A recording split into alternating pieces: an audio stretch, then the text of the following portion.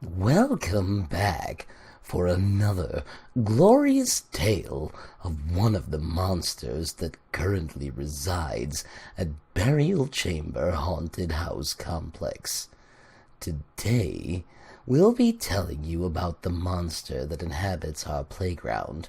But before we do, I just wanted to mention I was going to bake a fresh pumpkin pie. But unfortunately, when I got to the patch, I found that they were all... Ladies and gentlemen, it's time to be buried alive. There once was a little girl from a very wealthy area.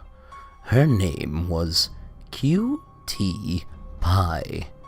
But if you were to ask her, she would tell you her name is Princess Cruella Taffy Pie the First.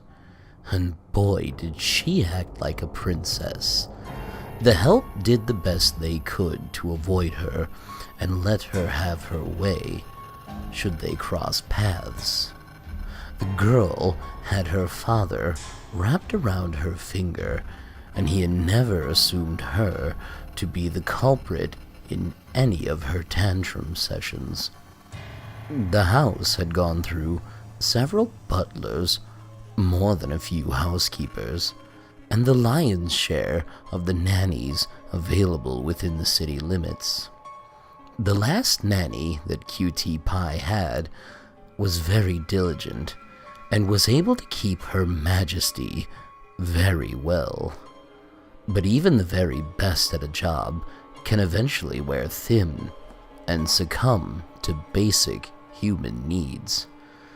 As the nanny and the princess's father grew closer, right into a budding relationship, QT started to resent her nanny and attempted to do naughty things and blame them upon the nanny in the hope her father would fire her and end the relationship. The issue was, the father was thoroughly enthralled with his new lover and was willing to overlook minor transgressions in the child care department. Eventually, QT came up with a plan during their next outing. She was going to run away and really show her nanny. However, as QT ran from the playground, she became completely lost. Eventually, she started asking strangers for help to find her daddy.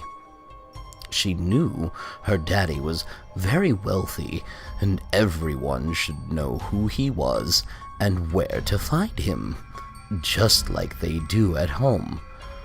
But unfortunately, the few helpful people only pointed in a general direction to a big tower downtown. QT couldn't find the building and ended up in the seediest area of town. I will spare you the gory and disgusting details, but let's just say QT Pie never made it home that day, or ever again.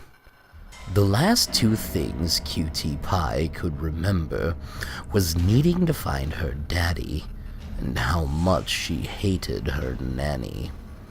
Her spirit was drawn to the park where she now resides permanently. I wouldn't recommend telling her that you'll take care of her. She hates that, and if you say you're her daddy, you better mean it. The last man who said, "I can be your daddy," is no longer able to have children, and every female he is in a relationship with befalls a horrible accident or strange cause of death. If you come upon this tiny lost soul, just bow and say, "Your Majesty," and make a rapid retreat.